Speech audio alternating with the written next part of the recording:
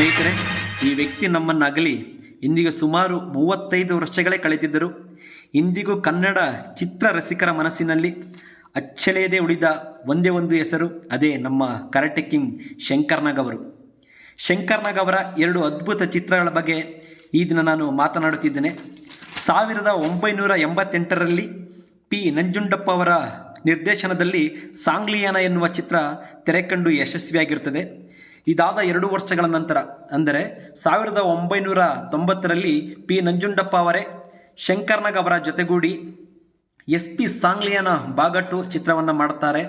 ಈ ಚಿತ್ರ ಭಾಗ 1 ಸಾಂಗ್ಲಿಯಾನ ಚಿತ್ರಕ್ಕಿಂತ ಅದ್ಭುತವಾದ ಯಶಸ್ಸನ್ನು ಪಡೆದು ಶಂಕರ್ ನಾಗ್ ಅವರಿಗೆ ಕರಾಟೆ ಕಿಂಗ್ ಎನ್ನುವ ಇಮೇಜನ್ನು ಮತ್ತಷ್ಟು ಹೆಚ್ಚಿಸಿ ಜನಮನ ಸೂರೆಗೊಳ್ಳುತ್ತೆ. ಈ ಚಿತ್ರಕ್ಕೆ ನಾದಬ್ರಹ್ಮ ಹಂಸಲೇಖ ಅವರ ಸಂಗೀತ ಇದ್ದು, ಇದರ ಬ್ಯಾಕ್ಗ್ರೌಂಡ್ ಮ್ಯೂಸಿಕ್ನ ಕೇಳ್ತಾ ಇದ್ದರೆ ಇವತ್ತಿಗೂ ಮೈ ಜುಮ್ ಎನ್ನುತ್ತೆ. ಅಂತಹ ಸಂಗೀತವನ್ನು ಹಂಸಲೇಖ ಸರ್ ಅವರು ನೀಡಿದ್ದಾರೆ. ಈ ಚಿತ್ರದಲ್ಲಿ ಬರುವ ಕಾಂಚನ ಕೋಪವೇ ಎನ್ನುವ ಹಾಡಿಗೆ ಪಿ ನಂಜುಂಡಪ್ಪ ಅವರು ಹಾಡಿನ ಕೊನೆಯಲ್ಲಿ ಅಭಿನಯ ಮಾಡಿದ್ದಾರೆ. ಈ ಡೈರೆಕ್ಟರ್ ಈ ಚಿತ್ರ ಬಿಡುಗಡೆ ಮುನ್ನವೇ ಹೃದಯಾಘಾತದಿಂದ ನಿಧನವಾಗುತ್ತಾರೆ. ಆದರೂ ಸಹ ಈ ಚಿತ್ರ ಸೂಪರ್ ಡೂಪರ್ ಹಿಟ್ ಆಗುತ್ತೆ.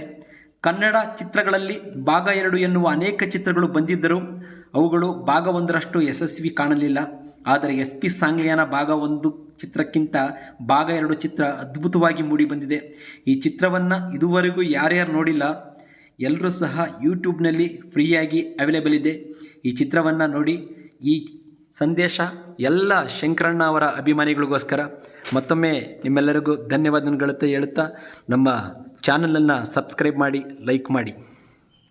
Thank you.